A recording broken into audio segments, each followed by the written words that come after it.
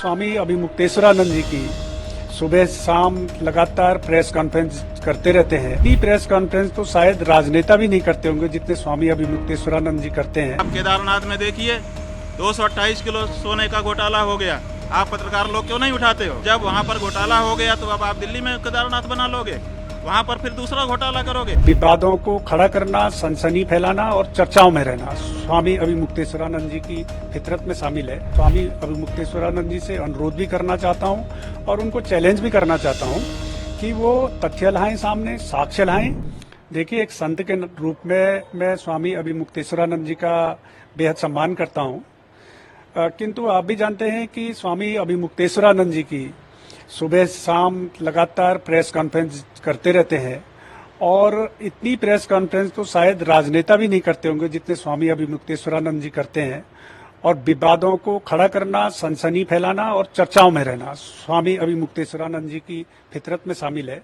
उन्होंने केदारनाथ जी को लेकर के, केदारनाथ धाम में सोने के गायब होने को लेकर के जो बयान दिया है बेहद दुर्भाग्यपूर्ण है।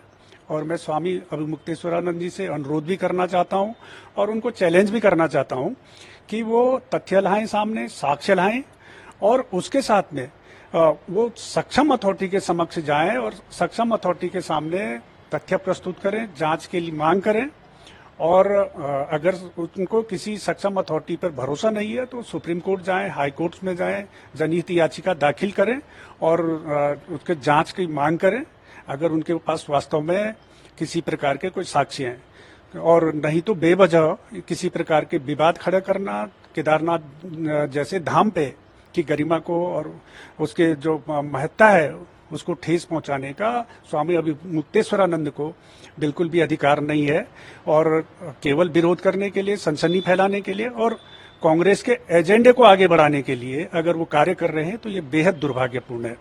और मैं यहाँ पर यह भी स्पष्ट करना चाहूंगा कि जैसे हमने पूर्व में भी जब ये विवाद उठा था तब भी हमने स्पष्ट किया था कि केदारनाथ धाम में जो गर्भगृह को स्वर्ण मंडित कराया गया है उसमें बद्रीनाथ केदारनाथ मंदिर समिति की कोई भूमिका नहीं रही है और न ही प्रदेश सरकार का किसी प्रकार का कोई लेना देना रहा है। उस मामले में गर्भगृह को स्वर्ण मंडित कराने का जो कार्य किया गया है वो मुंबई के एक दानी दाता हैं, उनके द्वारा किया गया और उन्होंने अपने ज्वेलर्स के माध्यम से ही कार्य संपादित कराया। मंदिर समिति ने ना ही सोना खरीदा और ना ही उन्होंने मंदिर समिति को सोना दिया है।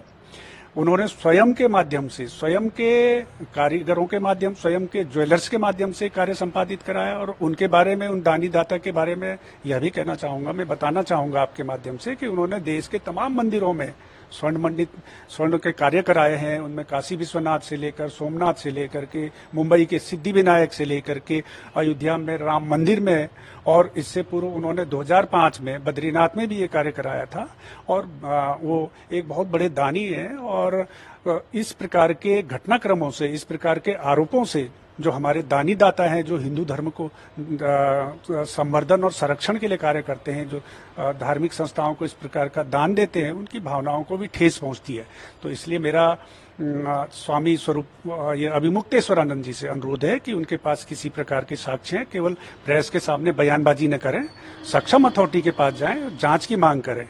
और इस बारे में जो उन्होंने कहा कि 228 किलोग्राम सोना चोरी हुआ, मैं इस बारे में एक बात और भी आपके माध्यम से स्पष्ट करना चाहूंगा। और पूर्व में भी हम ये स्पष्ट कर चुके हैं कि जो केदारनाथ धाम के गर्भगृह में जो दानी दाता द्वारा जो स्वर्ण लगाया गया है वो उसके लगभग वो 23 किलोग्राम के करीब है। और क्योंकि उस समय जब ये स्वर्ण मंडित किया जा रहा था गर्भगृह को, उस समय उससे पूर्व वहां पर गर्भगृह में चांदी की प्लेटें थी और चांदी की प्लेटों का जो वजन था वो 230 किलोग्राम था। तो मीडिया के कुछ लोगों द्वारा ये अनुमान लगाया गया कि चांदी की प्लेटें 230 किलोग्राम की हैं तो स्वाभाविक रूप से सोने की प्लेटों का वजन भी 230 किलोग्राम होगा। तो इस बात को प्रचारित हुई, लेकिन सोने की प्लेट और चांदी की प्लेट में काफी अंतर होता है।